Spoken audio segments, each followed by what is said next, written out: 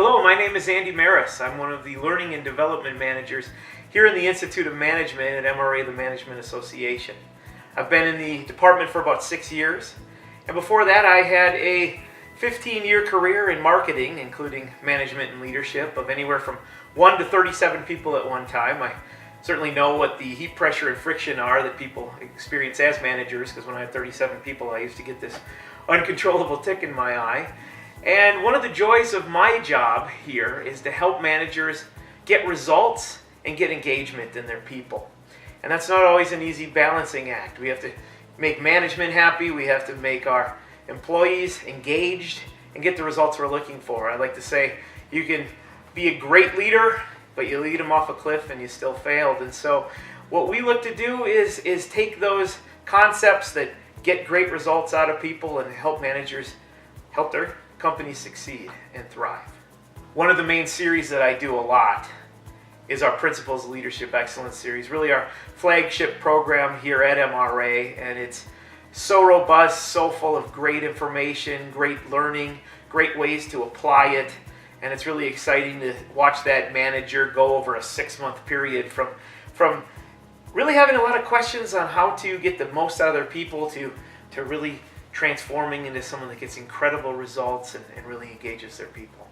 One of the things I'm passionate about is watching managers have that light bulb go off and really understand, boy, if I just made these changes, it's amazing what I can get out of my people and get great performance, get great engagement, have people want to come to work and get great results.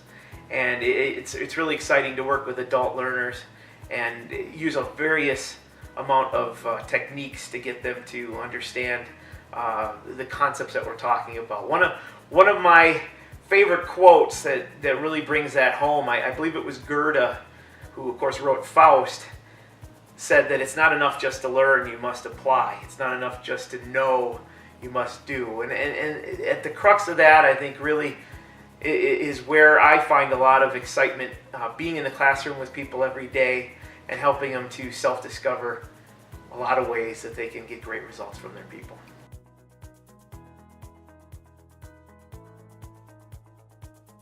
Well, Lee gets woken up out of a bed in Cashtown, 30 miles away, and by the time he finally gets there, it's about 4 o'clock in the afternoon. Well, by then, Confederates have the numbers. Yes, the Union keeps trickling in, and they keep getting reinforced, but Confederates got the numbers, and they say, General Lee, we have them on the run again.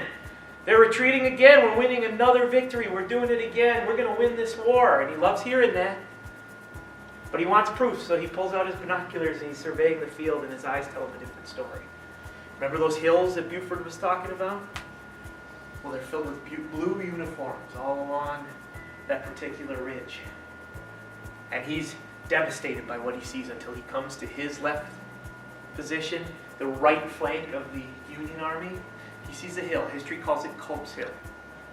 There's a family that owned the farm that was over there, and there is barely anyone defending it. Very few soldiers on Culp's Hill. He sees his opportunity. So here's where the greatest moments in miscommunication history comes in. Of course, they couldn't make phone calls back then, hadn't been invented yet. They'd have messengers run back and forth. So he tells his messenger to go tell General Ewell, who is by the way, the commanding officer whose men have been up since 4 o'clock in the morning, have been fighting since 4:30 in this ungodly heat, and he's been there too. Here's the message he sends to Ewell. Tell General Ewell to take that hill if practicable. Now I had to look up what practicable meant. Is that even a word? Right? Why did you just say practical? Well, I looked it up. It means the same thing as practical. It is a legitimate word. It's something a Southerner would say, right? He talks like Foghorn Leghorn or Colonel Sanders or something, right? He's a Southerner, he's polite, he's a gentleman, he says, take that hill if practicable, right? But when that message arrives, knowing what you do about him, he's not probably the most confident human being in the world.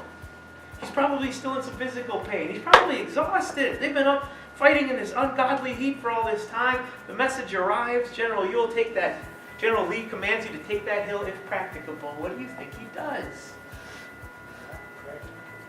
Absolutely nothing, because it's not practicable.